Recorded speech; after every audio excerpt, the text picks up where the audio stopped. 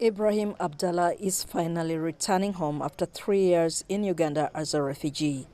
The Kiriandongo refugee settlement in mid-western Uganda was his refuge during this time, but it didn't feel like home for his family of 7.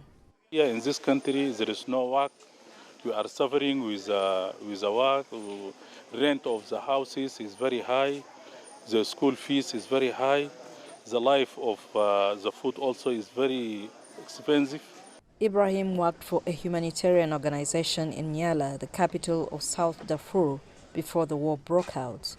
Thousands of professionals like him have been jobless, living in tents, and relying on a small plot of land to till for food. Economic hardships and reduced support from aid organizations due to severe funding cuts have forced many refugees to return. Even as fighting continues in parts of Sudan, these refugees have chosen to return home.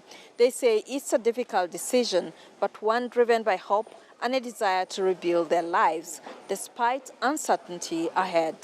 The UN Refugee Agency says it's not facilitating any returns to Sudan due to safety reasons.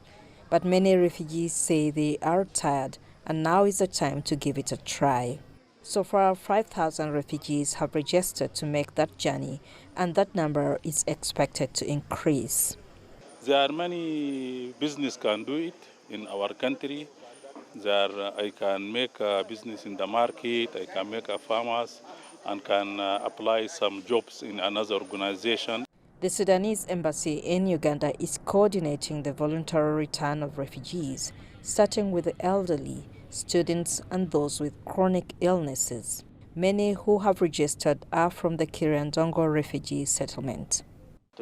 This first flight is the result of more than 7 months of efforts to garner support and arrange procedures for those wishing to return to Sudan following the improvement of conditions in some regions and states.